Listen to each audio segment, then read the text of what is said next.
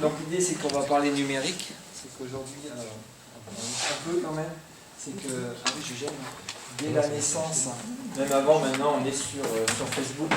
Je crois qu'en France c'est 80% des photos qui naissent sont leurs photos sur Facebook. Les enfants. Les bébés, ouais. Donc on est dans le numérique, on grandit dans le numérique, il y a beaucoup de choses qui ont changé avec le numérique. Je sais pas, moi quand je partais en vacances avec mes parents, la pellicule de 36 photos, elle faisait des vacances, juillet, août. Maintenant 36 photos c'est la minute avec le numérique et c'est diffusé tout de suite un peu partout, donc ça change beaucoup de choses. Et même il est tout dans le domaine de l'éducation, on est toujours baigné dans un imaginaire collectif, en disant que c'est la machine qui va apprendre aux étudiants, aux enfants, aux adultes. En fait ça ne marche pas. C'est pas comme ça que ça se passe. Mais c'est un imaginaire qui perdure au cours du temps. Je ne sais pas si vous avez vu le film Les Sous-doués passent le bac. On y met dans une machine et puis ça en met des baffes, des trucs comme ça. Donc on est un peu quand même toujours soumis à ça. Et donc les technologies ont pris pas mal de choses à l'université et dans l'enseignement et dans la société. Et donc là, nous, on est là pour vous aider. Je vous ai fait un petit récap de qui on est à l'université pour vous distinguer des trois services. Tout à l'heure, je vous ai entendu parler d'ADE, ça c'est des gens de la DSI qui font ça. Donc c'est des gens de système informatique. Les systèmes informatiques, vous avez une DSI chez vous qui fait ça aussi. Je crois qu'il y a 3-4 personnes sur le site ici qui font ça. Le CSR, c'est une quinzaine de personnes à l'université qui gèrent tout ce qui est réseau et infrastructure réseau. Et nous, Service ICAP, on est à part de ces deux structures-là. On n'est pas une structure informatique, on n'est pas lié à l'informatique. On est tout ce qui est innovation, conception de la pédagogie. Alors ça a changé de nom, je ne sais pas, moi je suis à l'université depuis 92 et dans cette structure-là depuis 96, depuis le siècle dernier. Et là on est là pour aider les profs à utiliser tout ce qui est nouvelles technologies dans l'enseignement. On a 3 activités principales, oui c'est 3. La première qui tourne autour de la plateforme Spiral qui existe depuis 2002. On a 4 à 5 personnes qui travaillent sur ce projet depuis 2002 en permanence. Qui permet de diffuser des contenus. Il y a des gens de chez vous, alors peut-être pas chez vous à l'IUT Tech de Co ici, mais à l'IUT par exemple on installe sur un programme avec la Bulgarie. On l'a déjà installé, tu as parlé du Vietnam tout à l'heure, c'est déjà installé au Vietnam pour les cours d'informatique du bâtiment 710. Donc c'est déjà une plateforme qui est open source, qu'on met à disposition d'autres universités. Et là on s'est mis d'accord avec un consortium d'universités pour se rejoindre à un autre projet qui avait bien démarré et puis qui battait un peu de lait, et puis on va redynamiser ça pour avoir une nouvelle plateforme à Lyon en 2015, donc on a le temps, autour d'un projet qui s'appelle Caroline, je ne sais pas si vous connaissez, qui est utilisé dans d'autres universités. Et donc on fait un consortium local avec, enfin quand je dis local c'est régional, Grenoble 3, attendez, je ne dis pas, Saint-Étienne, l'EM, là c'est l'école de management à Écully, Centrale et Lyon 1.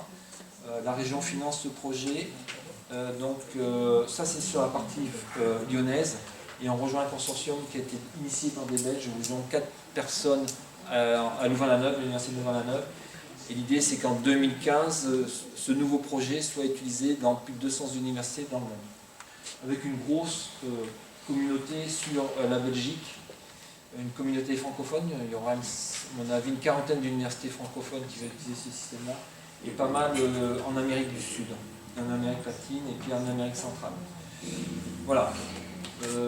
Donc ICAP, c'est un service local, donc on travaille avec l'université en interaction avec vous, les enseignants. On dépend du CEVU, c'est Philippe Lal qui prend les décisions, donc on dépend du CEVU et pas du CA et pas du président, mais du VP CA. CEVU. On travaille pour les enseignants, la cible pour nous c'est les étudiants parce que c'est des gens qui sont demandeurs et c'est des gens qui vont être les plus gros utilisateurs. Et on travaille quand même en interaction avec Focal, SOA et le centre de documentation, la SOA ou le truc d'insertion, je ne sais plus comment ça s'appelle, il y a un nom. Il y a un service d'insertion à l'université. Non.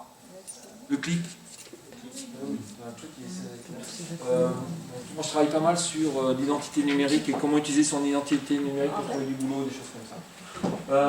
Voilà, on travaille aussi au niveau national. Vous avez un système qui s'appelle l'IUT en ligne qui permet, quand les IUT vous avez des contenus ensemble, aller chercher des contenus sur cette université numérique thématique pour aller chercher des contenus, les utiliser, vous en inspirer.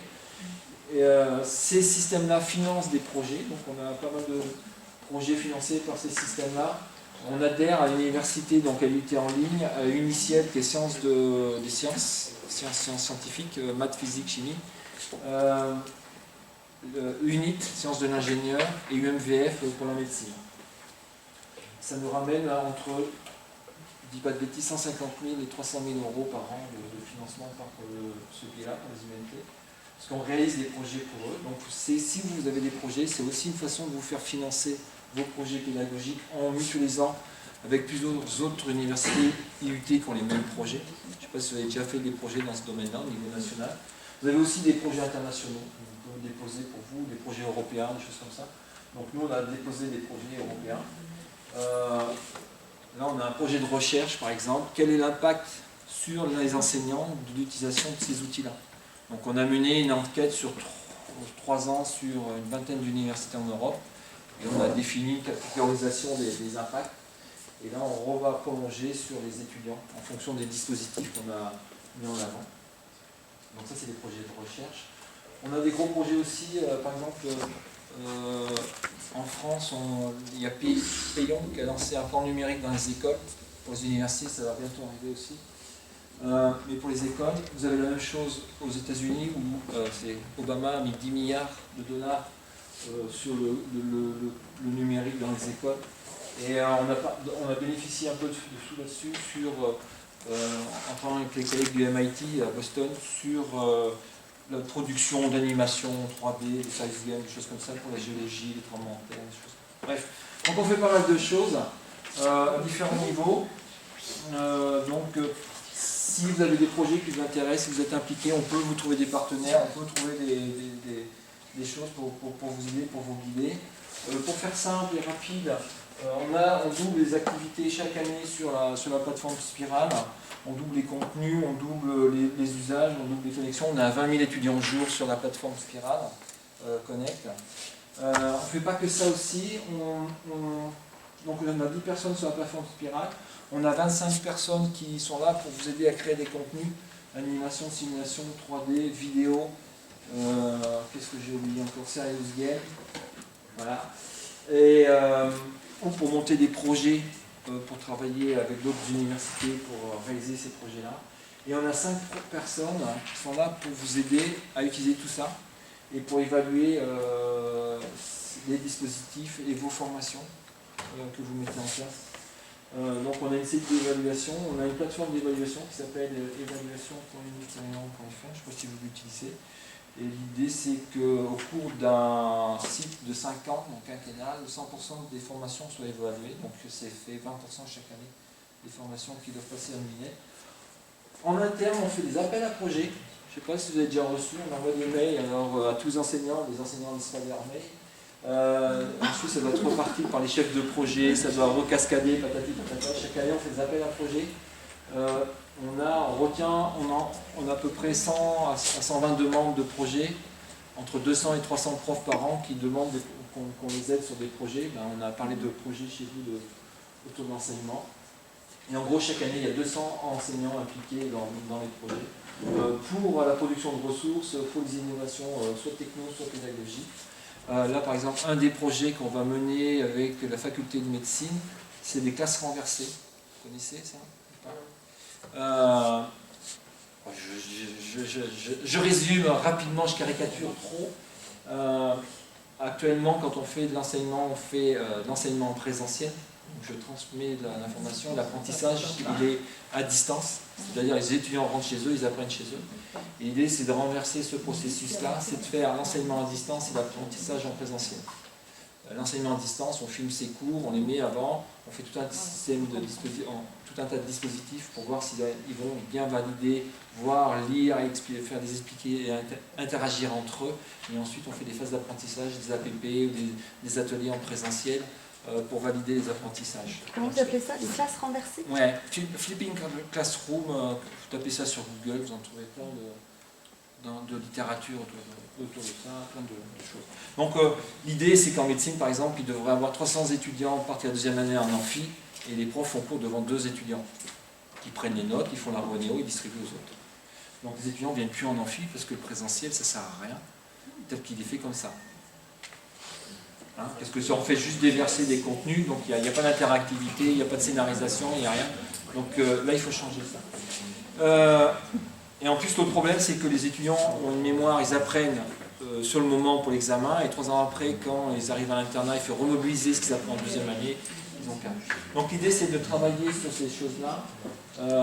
Si ça vous intéresse, les Flipping Classroom, il y a un gros serveur qui a ouvert cet été, Coursera, vous ne connaissez pas? Sérieux? On ne connaît rien, c'est pour ça que vous êtes là. Non, mais ça. Coursera.org. Coursera.org. Coursera. Ouais. Qui est basé sur ce principe de Flipping Classroom.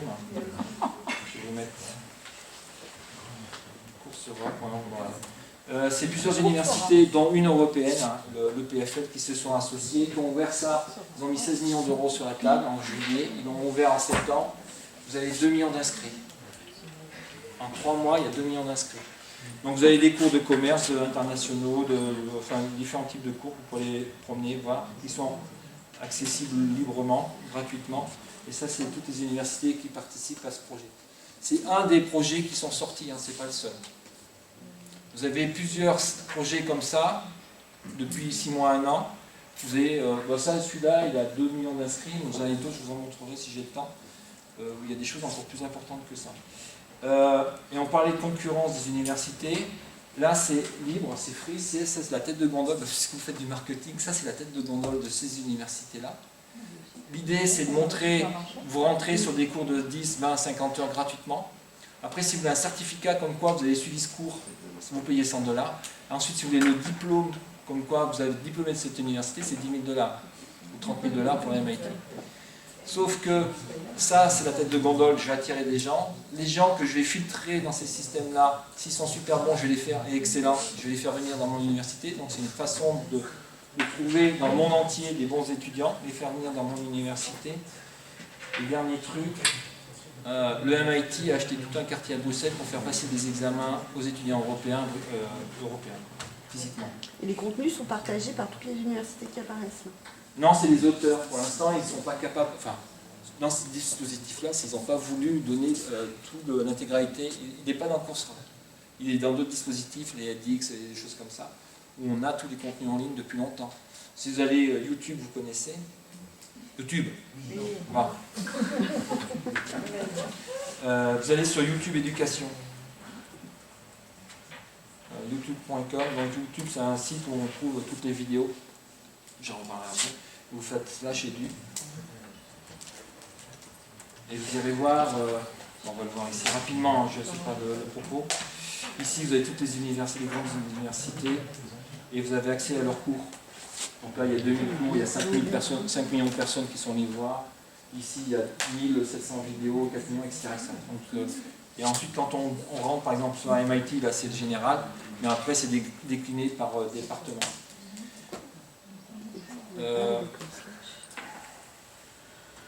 Et alors, pour la petite histoire, on va être un peu chauvin.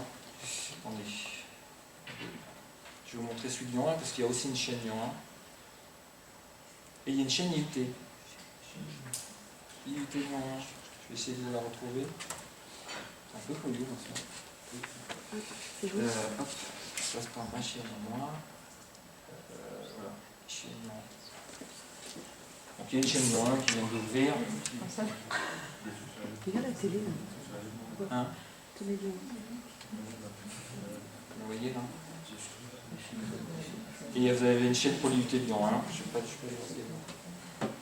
donc là, vous pouvez, quand vous créez votre chaîne, pourquoi pas faire une chaîne département de cours. Ensuite, et vous pouvez éditorialiser votre chaîne avec par matière, par des trucs comme ça. Donc les universités ont fait comme ça. Et on peut faire pas mal de choses comme ça. Le gros intérêt, c'est de la visibilité. Quand on a des dispositions spirales, vous pouvez faire des vidéos, mais ça c'est pour la classe, ça reste dans le milieu universitaire. Le gros intérêt de ça, c'est de donner une visibilité sur Internet, hein, de sortir du ghetto. Stanford c'est 2 millions et Lyon 1 c'est 9, c'est ça? Non, là c'était l'IUT. 113. C'est 17 000. À 17. Ouais, non, mais ça, c'est le nombre de vidéos vues. Et les abonnés, c'est 113. Ouais. Oui, on est à la rue totale. Hein. Les universités en France, on est à la rue totale. C'est un bon début, là. Hein? Non, ce sont tout petits. Non, mais. C'est pas le propos du soir, mais il y a des classements qui existent, Weibo Ranking. L'Université du Rouen est 3e en France. On est 400. C'est pas terrible. Voilà. Alors, on a des chaînes thématiques. On a fait une chaîne thématique, par exemple, sur l'anatomie 3D, où on a des cours qu'on commence à mettre en anglais et en arabe, qui sont complets. Là, on couvre le programme complet et on fait 2000 connexions de jour en ce moment sur cette chaîne-là. D'accord ? Et l'idée, qu'est-ce que ça fait d'exposer ces cours à l'extérieur ? Là, on est depuis la rentrée, depuis septembre, ça marche bien, que ça commence à être visible, la notoriété a commencé depuis septembre. Là, on va monter un DU à Marrakech à cause de ça. Donc, l'ISTR va faire une partie, c'est pour l'ISTR, c'est les kinés, des choses comme ça. Donc, ils vont ouvrir une filière Lyon 1 à Marrakech à partir de ces contenus-là. Donc, rapidement, ça donne une visibilité, ça donne des contacts, et ça permet d'envoyer.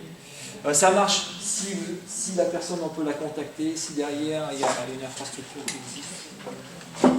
Bon, c'était pas le propos du soir. Je me gare, comme d'habitude.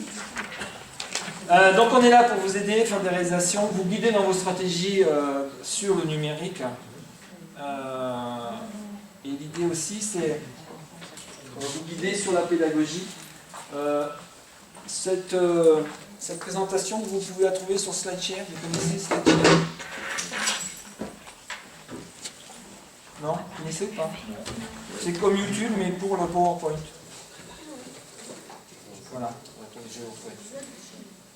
Donc SlideShare, le partage de slides, ça marche pareil, vous avez le contenu qui est emballé dans un lecteur, comme une vidéo, comme vous avez une vidéo YouTube, vous avez lecture, marche, arrêt, partagé. Là c'est la même chose, vous avez plusieurs centaines de millions de PowerPoint de cours qui sont à disposition, gratuitement. Vous n'avez jamais utilisé ça dans vos cours? Non. Et donc ça, vous déposez, je me suis créé un espace, chaque fois que je fais une conférence ou des cours, je le mets à disposition. Vous le déposez dessus, et c'est emballé dans un lecteur et on peut lire les vidéos. Donc ce que je vous présente sur PowerPoint, il est accessible en ligne. Et pourquoi je le mets en ligne? Là j'ai fait juste avant d'arriver, mais souvent ça me permet, avant de faire une présentation, le fait de le mettre en ligne, j'ai un retour par ma communauté, par mon réseau, en me disant « Ah ben j'aurais pas fait ceci, j'aurais mis ce concept avant celui-là, patati patata ».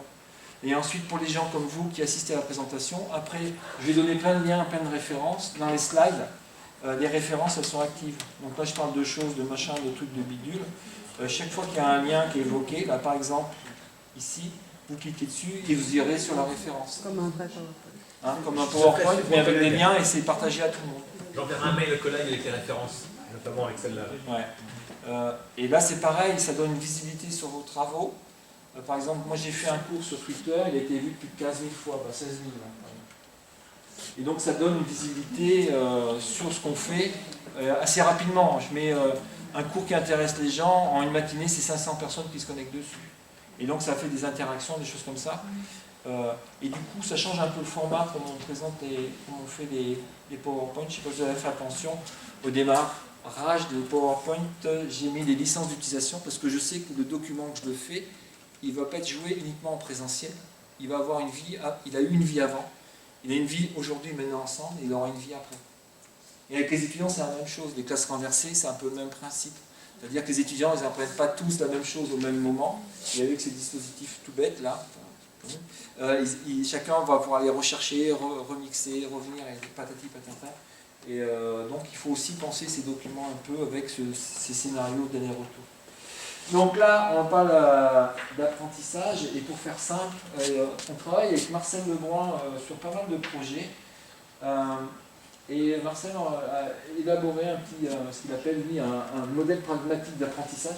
Pour résumer sa pensée, enseigner, c'est mettre les étudiants en situation d'apprendre. Ça paraît tout bête à dire, mais enseigner, c'est mettre un étudiant en situation d'apprendre. Et c'est quoi enseigner?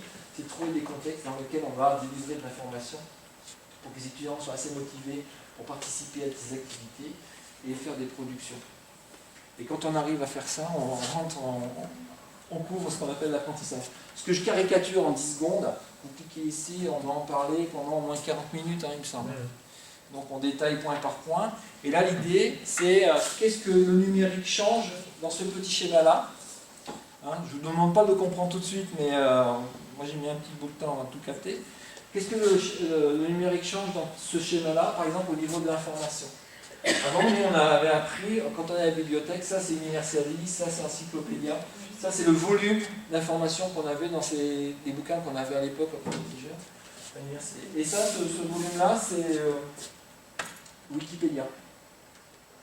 Et donc on est, rien que sur Wikipédia, qui a un petit point sur Internet, l'étudiant est face à des volumes d'informations énormes.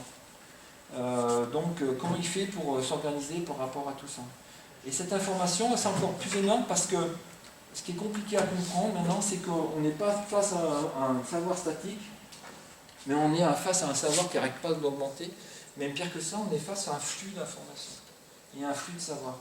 Ça, c'est quelque chose qui est assez compliqué à comprendre. On peut le visualiser ici. Ça, c'est ce qui est en train de se passer en ce moment sur Internet pendant que je vous parle. Tout ce qui est en train de se passer. Le nombre de photos téléchargées sur Facebook. Le nombre de millions de mails envoyés à chaque seconde. Le nombre de téléphones de Samsung. Le nombre, qu'est-ce qu'il y a? Le nombre de vidéos déposées sur YouTube. Il se dépose en ce moment sur YouTube 1 heure de vidéo toutes les secondes. Il se dépose sur YouTube 1 heure 60 minutes de vidéo toutes les secondes. Alors vous allez me dire, il y a 40 minutes, c'est des chats qui tombent des chaises, c'est pas intéressant. Ok, mais il y a 20 minutes, il y a 1 heure de cours de machin, il y a un cours de chirurgie, il y a des cours en 3D à Strasbourg, il y a énormément de choses. Et on n'a pas forcément cette culture-là, on n'a pas forcément le temps d'aller identifier tout ce qu'il y a. On a passé beaucoup de temps à faire sa biblio, à trouver des bouquins papier, machin, tout ça. Et sur le numérique, on est un peu à la rue quand même.